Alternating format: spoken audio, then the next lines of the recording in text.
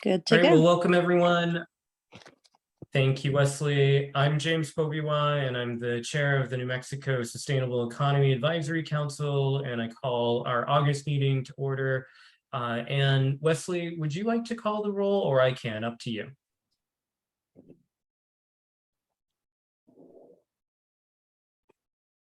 Sorry, I had muted myself.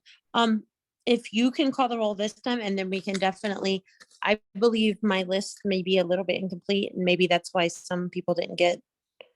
I'm No only problem. going off the Outlook. No so problem. I want to make sure we have everybody.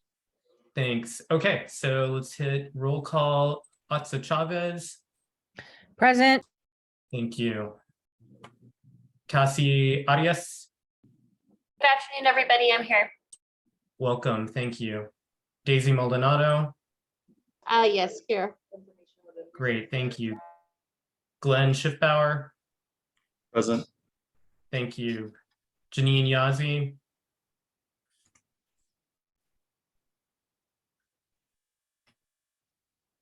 Okay, Wesley, if you could please mark Janine as absent. Joe Little. Here. Noted. Thanks, Joe. Jonathan Perry.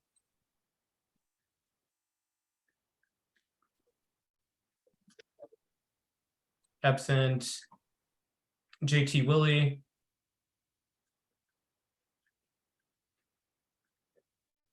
Absent. Mayani Chavez. Excuse me, Mayani Barudin.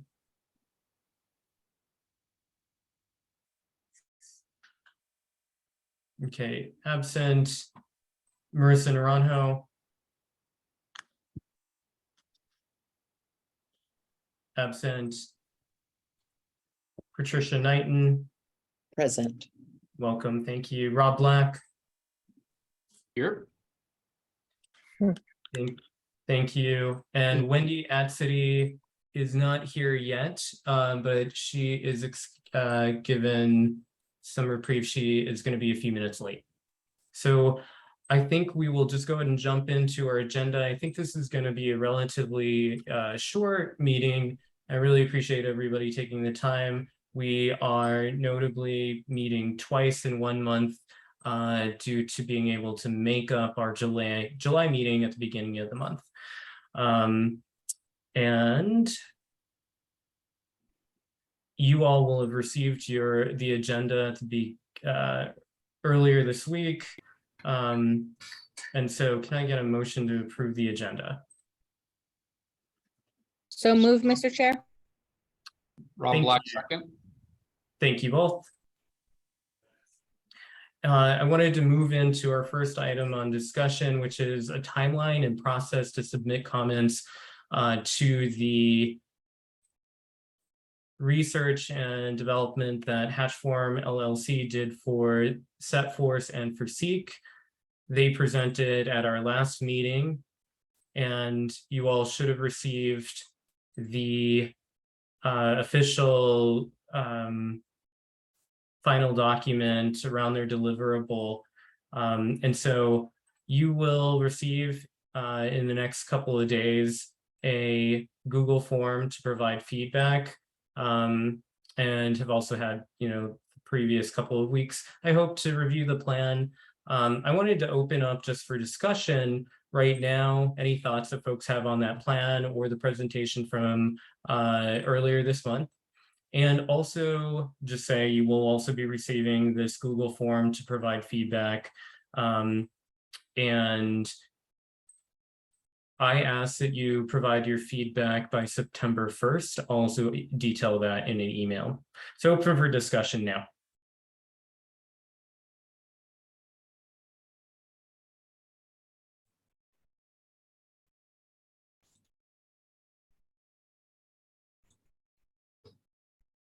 Glenn, go for it.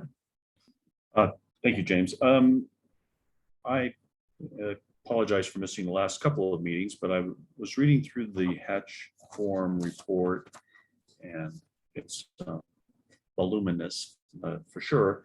But I didn't see in there, and perhaps I missed it, any of the potential diversification metrics we might want to be using in terms of employment and income as we go forward with the 9 industries that we are tasked with targeting. Do we have a baseline? I also looked at the statewide plan too, to see if we could find, or if I could find, a good place to start so that we have some sort of measurement. Did I miss that, or is that something I should pop into my comments when I get the Google form? I think it'd be helpful if you could pop that into the comments that you make. And then also Felicia, I don't know if you happen to have some thoughts on this. I do not. I would have to touch base with Joanna to answer that with any type of knowledge. Glenn, this is Rob, Mr. Chair. I can speak to that a little bit. Glenn, you did not miss it. It's not there. There is some effort. We've been in conversations with Secretary Keyes and Department of Workforce Solutions and others around that important part of what are we doing to build metrics across kind of the full range of goals, and then specific set of metrics for each of the sectors, because they may have some different nuances within that. So I think it is something that I know that Deputy Secretary Clark is working on and thinking about. We've met with some of their economists in EDD, but it is an important part that we need to be thinking about. So I would encourage you to incorporate that into the comments back. I will as well, because I think unless we know where we are and where we're headed, we won't know if we're being successful, right? So I think those are going to be very important going forward. Okay, thanks, Rob. Great, thanks, Glenn. Thanks, Rob. Any other questions or thoughts on the plan or how to respond to in comments? And Patricia. Yeah, so just to clarify, because I'm not seeing anything either on the, I may be even missing Sean's presentation. Was that emailed out? That should have been emailed out. I'm sorry if you have not received it. I was under the impression that had been sent out. I will make sure that I or EDD gets the presentation and the plan emailed out to the group. Can I just get a sense from other people, other council members? Have you received the plan and the presentation? Okay, Rob, you've got it. Glenn, you said that you reviewed it. Anyone else not have it? Is the presentation that you gave last week different than the plan? Is there There's a presentation with the plan. I received the plan, I think August 1st. That's it right there, Yeah. Rob. Yeah. And so this just begs the question for me, is September 1st too quick of a turnover if I'm hearing that some folks have not seen the presentation or the plan? And I'm happy to extend it by a few days. Okay, Daisy says she received the plan, but not the presentation. I mean, I don't think the presentation is too much more to review. So I'm inclined to say, let's keep a September 1st deadline for feedback. So unless folks want longer to weigh in on this, please tell me now. If not, we'll stick with September 1st. Hi, James. Any chance you could extend it to the end of next week? I think the 1st is a Thursday. I'm sorry, the 1st is a Wednesday. Yes, it is a Thursday. Happy to do the 2nd, which would be Friday. Yeah, that would be great because I'm traveling early in the week. It would just give me, if it's okay. I mean, I don't know if we're slammed up against another deadline, but yeah. Great. Thank you. And I see JT Willie is joining us, so please note that, Wesley. All right, final thoughts, questions on the timeline or excuse me, just the plan in general. Okay, well, moving on, just wanted to thank Patricia for being with us today, as always, and offering to present on a really exciting plan for the state, which I'll let her speak more of. And I think the other thing that is helpful here is this is an opportunity, Patricia and I were talking about this, to consider what sorts of proposals this committee and may be consider reviewing, and how we might do that. So first, what we'll do is we'd just love to have Patricia present on this plan. And then afterwards, we're going to have a discussion about broadly what sorts of criteria we may want to use as a committee, and what to evaluate projects, and what sorts of projects we might want to consider reviewing. So Patricia? Sure. I just sent a note. I don't have screen sharing ability yet. No problem. Felicia, I think you may have, or Wesley, you may be able to allow Patricia to share her screen. Yes, I can. Give me 1 second.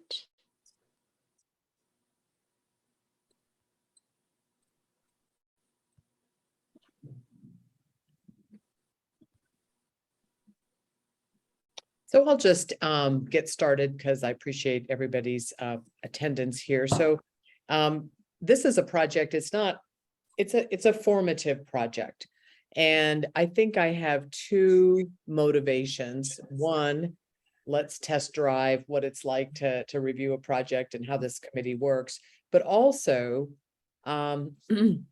you may be an important source. I would believe this committee is an important source of information for this project. Did it go away? I don't see that. I don't see that I can share still. Okay. Let's see.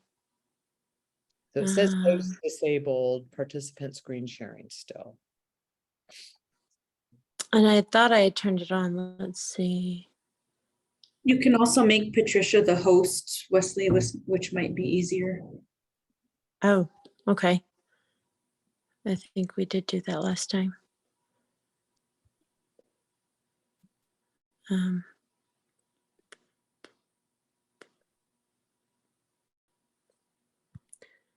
Thank you for everyone's patience.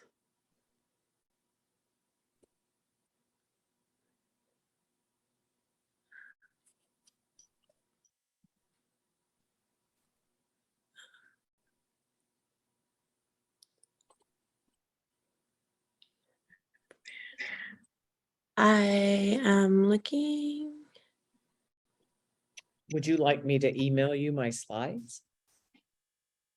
Let I me think try to reclaim host and then I can try and do that real quick, Wesley. All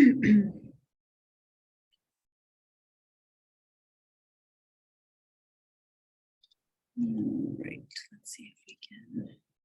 All right, you should be host, Patricia, and be able to share your screen. Okay, perfect. Thanks, guys. Okay, so I am presenting this on behalf of being part of the team that is working this. I actually am an employee, just by way of introduction, of New Mexico State University Arrowhead Center. And the role I play there is part of, oops, this is not a staff meeting, sorry, old slides. Part of the, I manage the intellectual property office where we manage and protect and license the patents and intellectual property out of NMSU. But I get pulled into proposal efforts because there's always one going on, and I have decades of heavy, big proposal writing experience. This is actually a presentation to show you about a project we're contemplating. Actually, it's beyond contemplation. We are pursuing. So it's a funding pursuit of an organization that is now going into formation. About 2 years ago, the NRGCC was stood up as an intent to collaborate among the large research institutions and and I just admitted someone. And then, so with the large research institutions in the state, thinking that our joined capability may be of higher value to projects. So my slides, why is my slide not moving? Okay, there we go.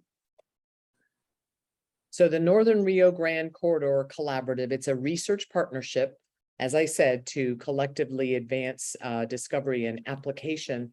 And what we are choosing as the collaborative's really important areas are climate science, water, clean energy, and of course, the water energy nexus. So we include 4 Hispanic serving research universities, a tribal college, and 2 national laboratories in the energy-rich and environmentally fragile arid Southwest.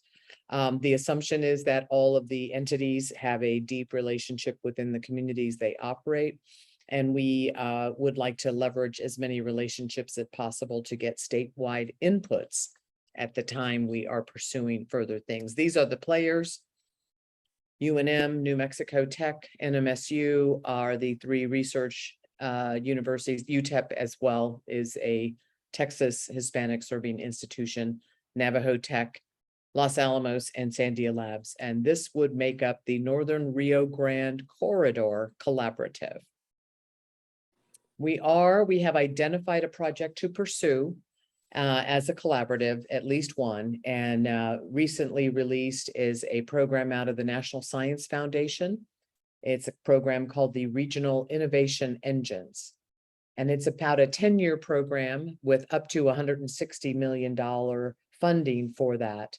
And we are even formative before we're going to do things way before we get the money. That's a 2-year out funding call. I mean, the call will happen, but the time we see the money, it'll be probably 2 years before we see that. But it's an important program for the following, we call it Rally West. This particular pursuit is called Rally West, Regional Alliance Leveraging Innovation for Water, Energy, Security Transformation. And the vision is for communities within the region to lead the invention and commercialization of technologies that bring clean water to every tap, decarbonized power to every door, and a diverse, inclusive, and vibrant economy to the regions. One of the goals of the collaborative on the Rally West is to maximize the resilience of drylands. We are all in a mode where climate change we know is happening. At this point, our best strategy is to become resilient to the impacts and minimize any future impacts. We do believe we can create jobs. That's a very big question in my mind of what kinds of jobs, but this will all unfold over the next key months. So we propose to the National Science Foundation that there are some barriers and gaps to the successful acceleration of implementations.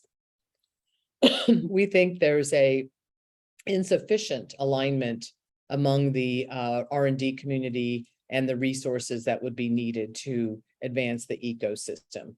It would be our motivation to address that by working really strongly in remote and rural communities and bringing those efforts in alignment with the maybe what's more aligned in the lab university world, but maybe not out in the communities.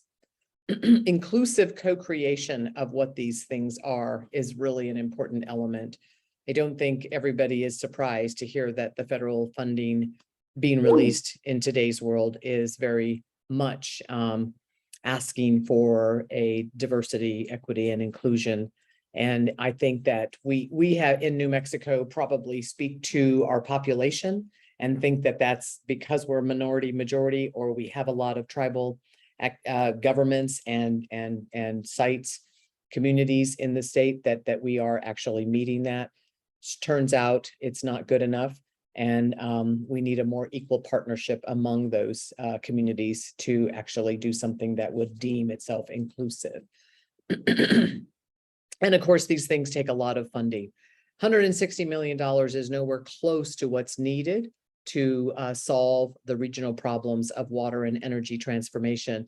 But if we use it appropriately, if we win it, we use it appropriately, it should be able to attract significant amount of funding that could cause this to happen.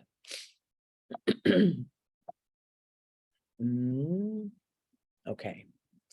The call for use-inspired solutions is very, very much a key piece. That's not something you often hear in the land of research and development. They're often funding basic science and very interesting science, but the process framework has to be where the approaches we take are co-inspired with communities.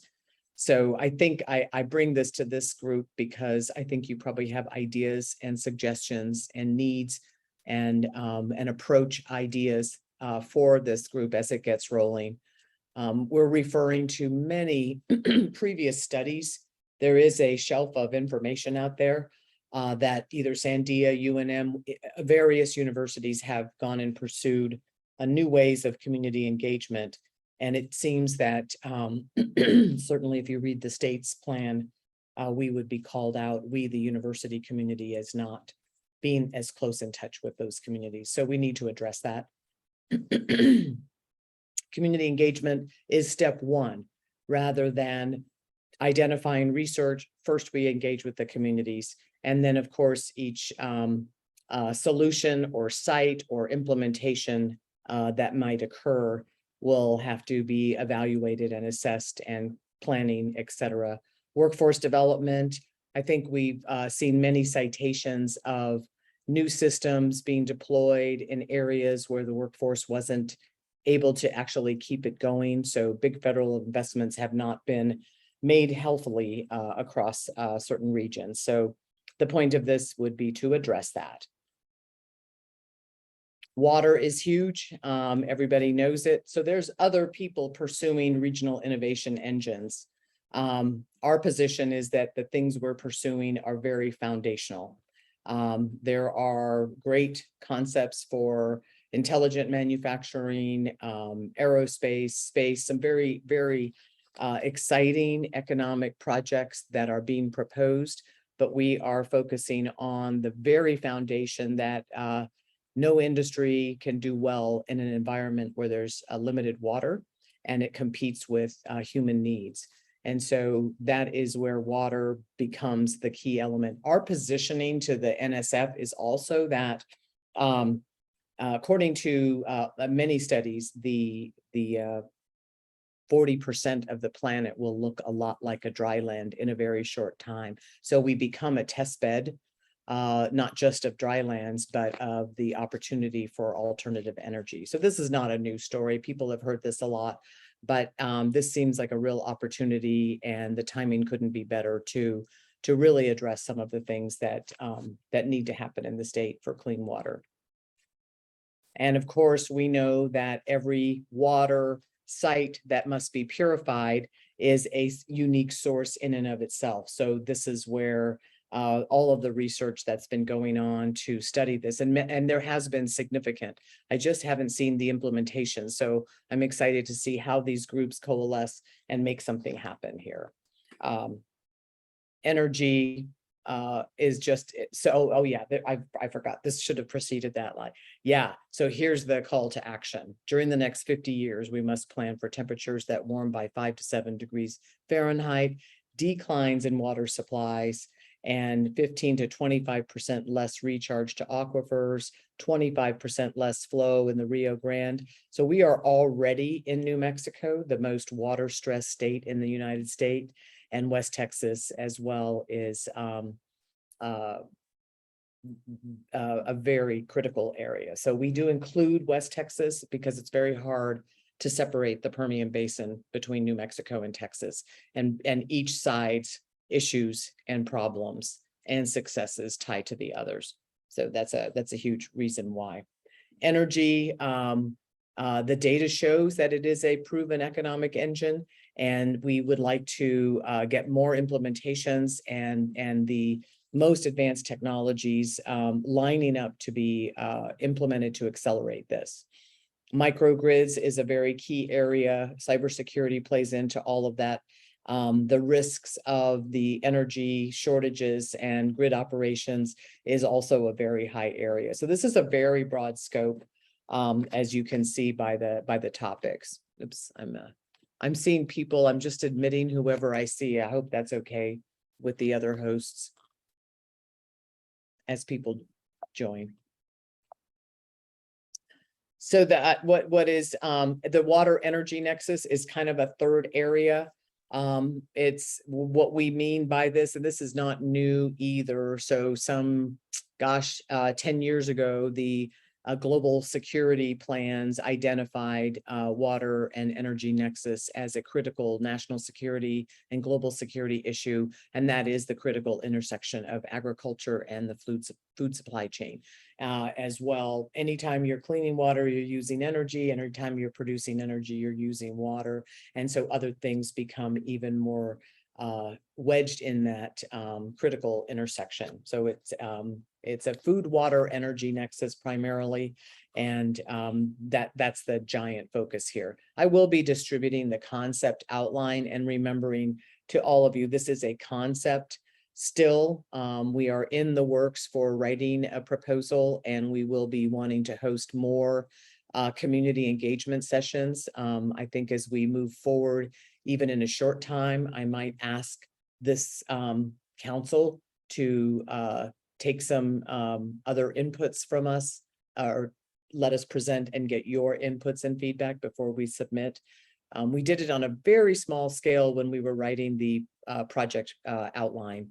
And as these things go, a group of 7 entities working on a deadline didn't allow us the full amount of time, but we are committed in New Mexico to pursuing what is called a tier 2, a larger grant for the full $160 million and over 10 years.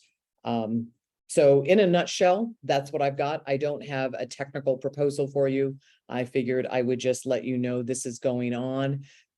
Call to your attention that the acronym NRGCC stands for the Northern Rio Grande Corridor Collaborative, and you know who the members are. So I feel happy to share this with you before you might see something out in the newspapers. I want this council to I want to respect the role of this council, especially since I'm on it, and make sure that you guys know well in advance of what comes out there. And then the name Rally West might even have something like an industry association emphasis, so that we can bring industry and communities both onto this roadmap. Does anyone have any questions?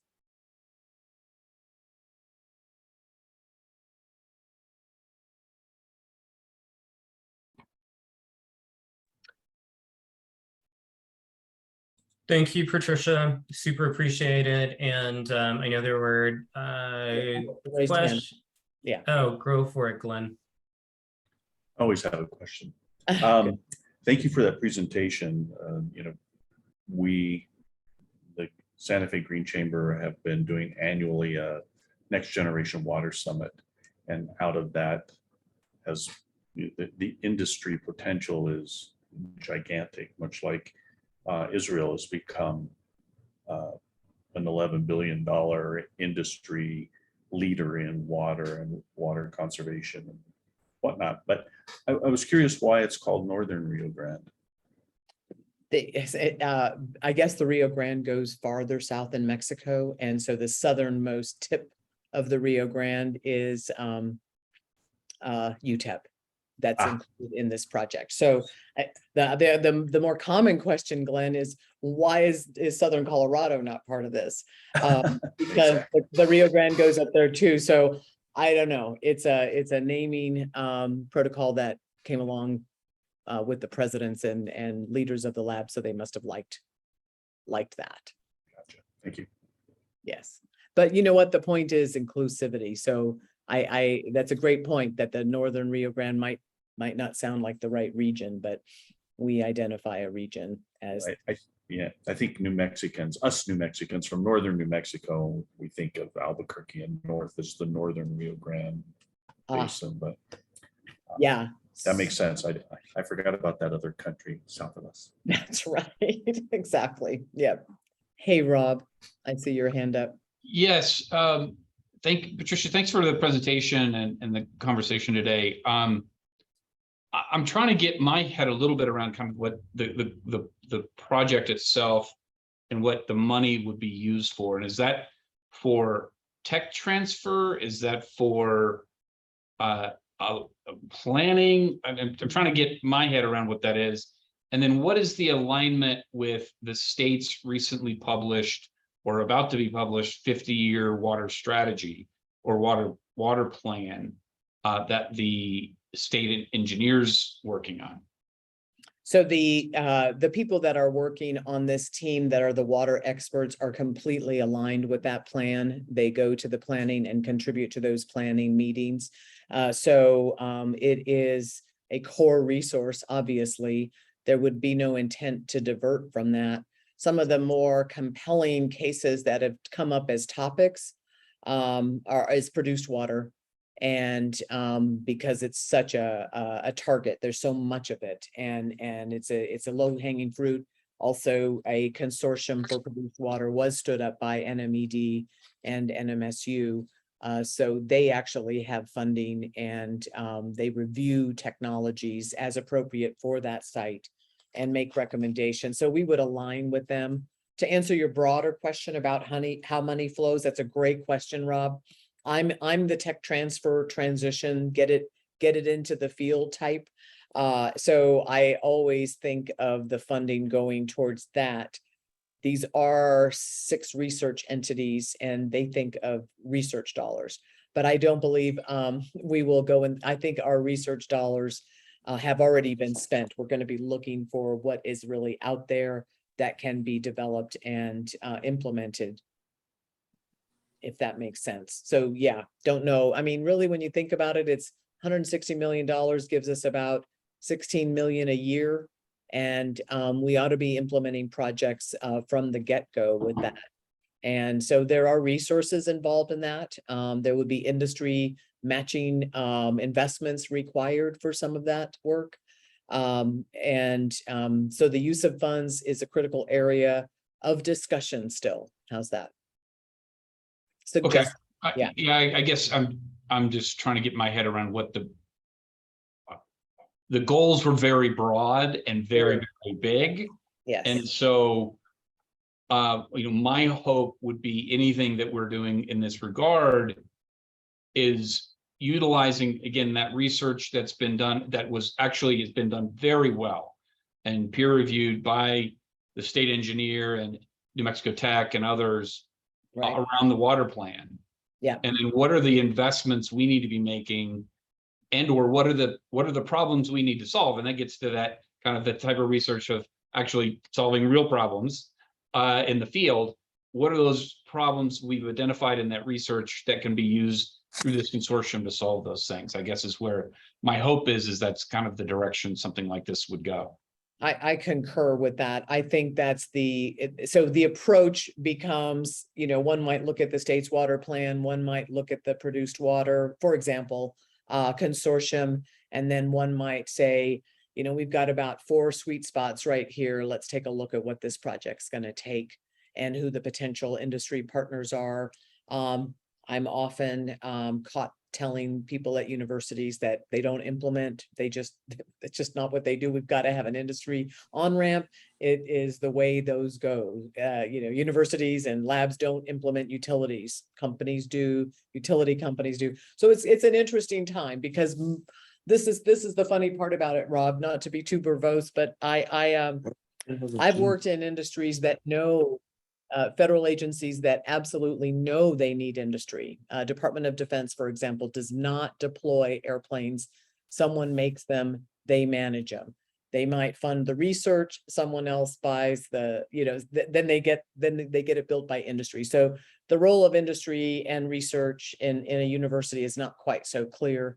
So we're having a good time having those discussions. The most important ask I have from someone like you and others is when we do have industry outreach or community outreach, that those questions get posed very hard. I think we all have to keep asking those questions. Thank you for that. I appreciate that insight. Thank you. Yes, and thank you for bringing that up. I see one other hand up. I think is that Felicia? Yeah. No, this is actually Wesley. Okay, Wesley. I was just checking in because I have been kicked off several times, and now that you're the host, I wanted to confirm that the recording has still been in process the entire time. I think that's right. I think we've been recording. So thanks for checking in on that, Wesley. Absolutely. And that was it. Continue. Thanks, Wesley. So thank you all. I know it's a real high level thing right now, but I do respect that everybody on this council has opinions that could contribute to a healthy outcome here. And I thought I'd just start that by having today's conversation, and I appreciate James allowing me to give you that overview, and we'll look forward to maybe some more updates to you. Appreciate it, Patricia. And it's, you know, although, you know, in the beginning stages, a really exciting project to hear about.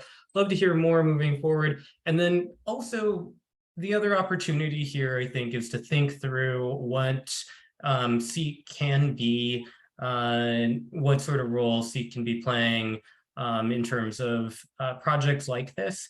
And so, you know, I really appreciated the offline conversation that you and I had, Patricia, about, you know, thinking through a matrix and also criteria for the types of projects that make sense for this committee to be vetting, and then developing a system to do so. And so I wanted to invite the entire council to talk about that a little bit if folks have interest in doing so, if this has sparked some ideas for you all, but also in the next couple of weeks, Patricia and I are going to think through those and bring something back to the committee. The other thing that I wanted to do is invite other folks who may have an interest in thinking through these ideas with us to go ahead and volunteer right now. So two things, just an open conversation, and second, who is interested in working on this as a project with Patricia and myself.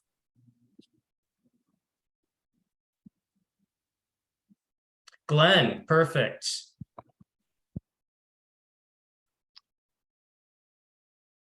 So James, can I just throw in the conversation? Yeah, before that, I see Janine has her hand raised. Do you have a comment? Or are you just down? All right, Rob, go for it. I was trying, I was scared to raise my hand because I might get called into a committee. No, I wanted to kind of go back to something Glenn had mentioned earlier, right? And as we think about this committee, and I think where it can really add important value is the idea of kind of the metrics and data that we need to be tracking across kind of the broader economy and in these sectors. And in particular, I would be interested to get, to think about, because I think it would be awkward for a government entity to start trying to review lots of development projects, especially if you're not economic developers. We have government entities like EDD, like the Mexico Partnership, who do that sort of work. But where I think where this committee could be really helpful, I think, is thinking through the metrics around, especially around a diversity and inclusion goals for our economy, for our state, for kind of more broadly these industries. Where do we see competitive opportunities for intentional inclusion and engagement? And what are mechanisms for us to incentivize, promote that as a value within our state? I mean, I think you could look at it from a cultural side, you could look at it from a gender side. I think there's a lot of ways for us to think about how do we utilize the opportunities, the resources in New Mexico to really build out that richer, more diverse economy. And example, I think, again, on the gender side, if you think about New Mexico and the leadership that women play in this state, I think it's unparalleled. Our current governor, our last governor, we have 50% of our representatives in the House are women. Our entire House congressional delegation are women. I mean, you just kind of go down that path, and that's something that we should really be celebrating as an economic development opportunity tool, workforce recruitment tool. So I guess I would like to see, how do we utilize kind of the skills and expertise on this committee to position and to track those goals across our economy. I appreciate that. I think that's actually a really good comment. And I'm right on board with you. In my head, Rob, I think it's a yes and. And the example that I'll also point to is the Albuquerque Energy Council, which I have served on in the past, but recently had to leave. The Albuquerque Energy Council is made up of community members appointed by the mayor and approved by the city council to review projects that the city develops around energy efficiency and other issues. And they have set criteria. They also have a matrix, and one of the criteria, in addition to like, well, is it meeting energy efficiency goals, et cetera, is it also elevating equity and inclusion in various ways? So I think that it's possible for this committee to play the role of ensuring that we're advancing the state's efforts to diversify the economy and do it in a just and equitable way. And I think we can do that. We can develop matrix to do that. So, but James, one question on that. Does that committee evaluate private sector programs or government programs? They're government programs. So I see your distinction there. Yeah, Rob. so I think that's the difference. And I think that's an absolutely appropriate role for the mayor and the state to do, or the city to do. But if we try to insert ourselves into private developments like that, that becomes a whole different dynamic. And I think that's where my concern would be. Fair enough. And I think we should continue to have this conversation. I am excited to work with Patricia and now Glenn to develop some suggestions for the committee. And we should continue to, figure out what makes the best sense for the role of the committee.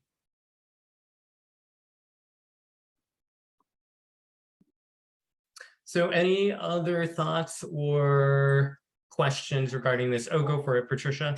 Yeah, that was a really good discussion. I think that, so for example, Rob, you're probably familiar with what the Bioscience Authority developed in terms of a adoption or readiness, a community readiness plan for, say, and in this case, for the rest of you, it's a checklist or a method of evaluating a community's readiness to, say, bring in a bioscience manufacturer or something like that. I don't know if that readiness list includes sustainable equity and such things, but I would envision this committee being able to come up with a checklist kind of framework, something that you may have meant, James, with the Albuquerque Energy somewhere, that someone, and it could be public or private, but our purview is probably not over the private sector, but a lot of private sector come to the state to get state funding, LEDA, et cetera. So I think they should be weighed in on in a checklist and at least, know that we're looking at certain things to come to the state, because just because someone's private doesn't mean they can bring a project in that's not good for the state's environment and doesn't align well. But it's tough. So I think there's other resources, and I look forward to co-developing that with you guys and thinking through it. Thanks, Patricia. Appreciate it. Well, if there isn't any other discussion or burning statements or questions that folks have, I'm going to move us along in the agenda, and that is to move to public comment. If there are any statements or public folks who want to weigh in.